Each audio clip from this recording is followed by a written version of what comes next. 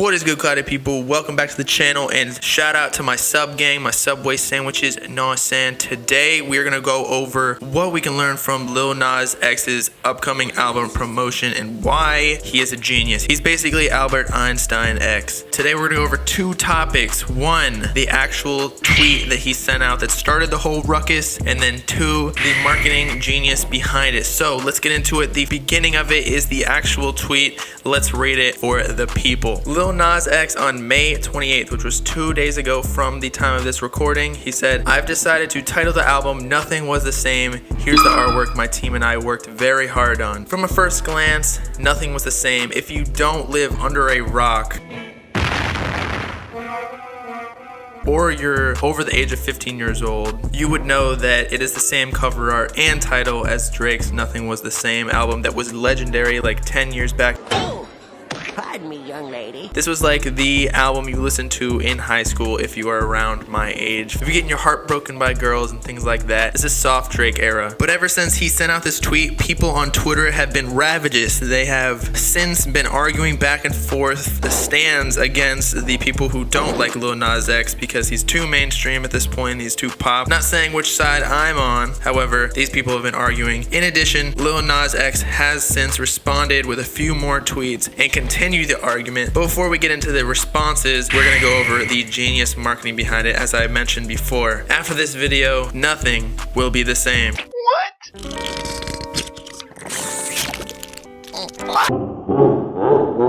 Alright, so let's start this marketing plan. If you stay up to date on the Cloudy Skies Instagram, which basically posts news like 10 times a day, make sure to go follow that if you haven't already to stay up to date on all hip-hop news. But anyway, again, if you don't live under a rock, that's the theme here. Don't be Patrick Star. Can't see my forehead. Or else my mom won't let me have playdates with you. Old Town Road has been the #1 song in the world, just hit 8 weeks this past week, and the clock is ticking until his next hit. Basically, people are waiting on Lil Nas X to be a one-hit wonder. He needs to drop something else. I don't even know how many official songs he has on Spotify and Apple Music, but the only one I've heard that wasn't on Soundcloud and actually sounds professional is Old Town Road. So the clock is ticking. He needs to get a hit or else he's gonna be irrelevant soon. Kind of like Designer. You already know what I want.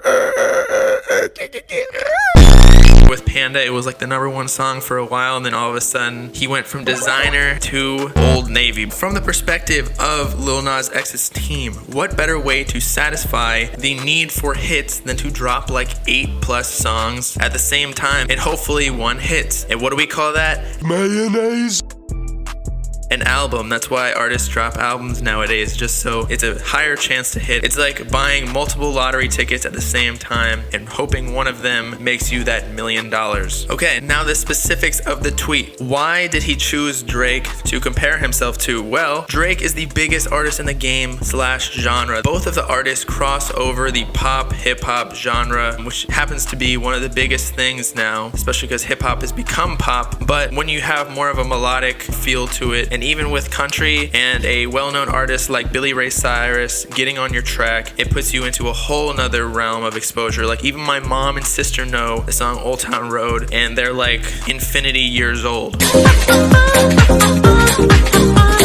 But why compare himself to Drake? Obviously, he knows he's no Drake, or maybe he will be, but currently he is not. The strategy behind this is it's an obvious troll. He needs a new hit, as I mentioned before, and in the age of social media, when you don't just need a good song, because there are a lot of good musicians nowadays, you need the exposure, you need the brand. He already has the brand with like the country look and stuff like that. He just needs the exposure and the buzz behind it. So what better way to get that buzz than to compare himself to the biggest artist in the world ever, possibly. By trolling and copying and making a controversial comparison to Drake, basically started an argument and or a conversation, a heated conversation at that. Cue the microwave.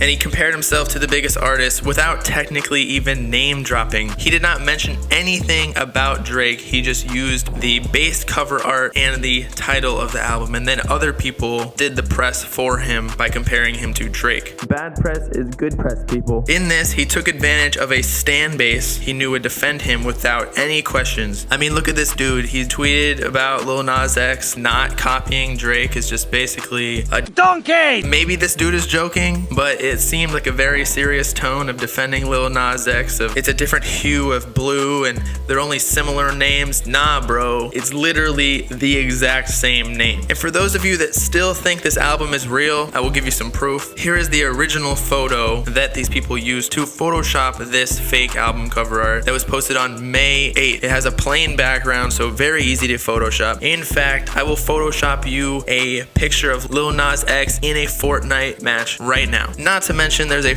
watermark in the bottom right of this cover art saying Nas X FX. If you look up Nas X FX on Twitter or even Instagram, it is actually a fan account that likes to Photoshop pictures of Lil Nas X. One of them even gave him like a fat booty. Twerk. Girl, I wanna see you twerk.